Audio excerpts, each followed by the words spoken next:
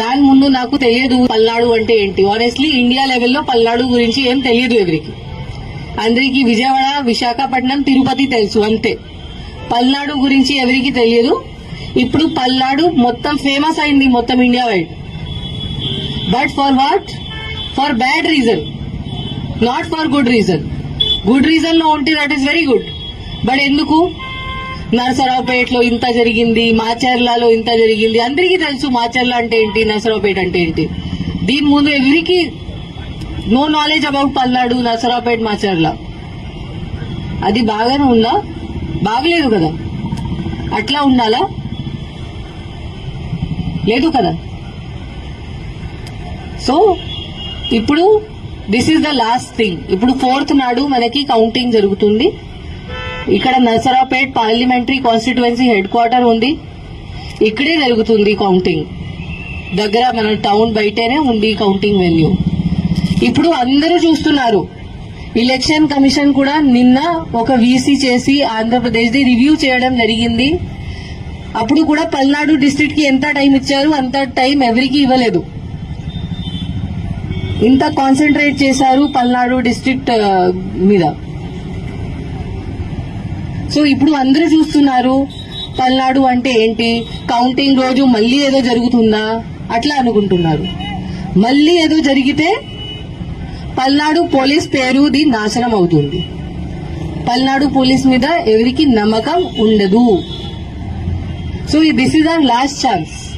Palnadu police image save చేయడానికి ఇది మన లాస్ట్ ఛాన్స్ ఉంది. బట్ యాజ్ నేను చెప్పాను, నాకు తెలుసు దట్ పల్నాడు పోలీస్ ఆఫీసర్స్ మీరు అందరూ ఉన్నారు. You are very good quality officers. చాలా ఎక్సలెంట్ ఉన్నారు, చాలా ఫిట్ ఉన్నారు, చాలా డెడికేటెడ్, చాలా హార్డ్ వర్క్ కూడా ఉన్నారు. ఓన్లీ ఒక డైరెక్షన్ మీకు కావాలి, ఒక లీడర్షిప్ మీకు కావాలి. ఆ డైరెక్షన్ మీకు ప్రాపర్ గా ఎవరు ఇస్తే మీరు ఏదైనా చేయగలుగుతారు. అది నాకు తెలుసు. అండ్ ఇప్పుడు టైం వచ్చింది. ఆ టైం వచ్చింది. మన మీద ఒక పెద్ద క్వశ్చన్ మార్క్ ఉంది. ఆ క్వశ్చన్ మార్క్ క్లియర్ చేయడానికి మనకి టైం వచ్చింది. మనం ఇప్పుడు చూపించాలి that how strong Palnadu police can be. కి ఇక్కడ నరసరావుపేటలో, పల్నాడు డిస్ట్రిక్ట్ లో పల్నాడు పోలీస్ ఉంటే ఎవరు ఏం చేయడానికి లేదు, ఏం క్రిమినల్ యాక్టివిటీ ఇక్కడ జరగడానికి లేదు. ఇది మనం ఇప్పుడు ప్రూవ్ చేయాలి అందరికీ.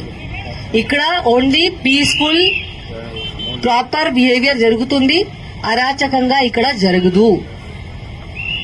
ఇది మనం ప్రూవ్ చేయాలి, చూపించాలి. ఎవరికి ఇంత ధైర్యం ఉంటే బయట వచ్చి ఏదో గొడవ చేస్తే మనం వాళ్ళకి అసలు వదిలేము. ఎవరైనా ఎనీథింగ్ మన ఇన్స్ట్రక్షన్స్ ఎవరు ఫాలో చేయకపోతే, వాళ్ళు బయట వచ్చి గొడవ చేస్తే, మన 144 కూడా ఉంది, ఇప్పుడు కూడా ఉంది.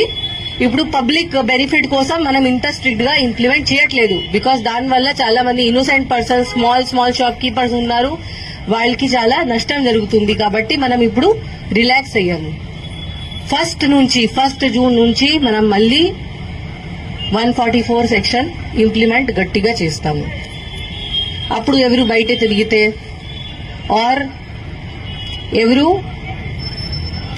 ఎనీ ఇల్లీగల్ యాక్టివిటీ చేస్తే, ఇక్కడ మద్యం తాగితే బయట రోడ్ మీద రౌడీజం చేస్తే, ఇప్పుడు కూడా రోడ్ మీద rowdyism, any type of criminality ఎవరైనా చేస్తే, క్రిమినల్ బిహేవియర్, అది మనం అస్సలు యాక్సెప్ట్ చేయము. వీ హ్యావ్ టు షో మనం పోలీస్ వాళ్ళు ఉన్నాము, మనం లా అబైడింగ్ సిటిజన్స్ కి మన ఫ్రెండ్.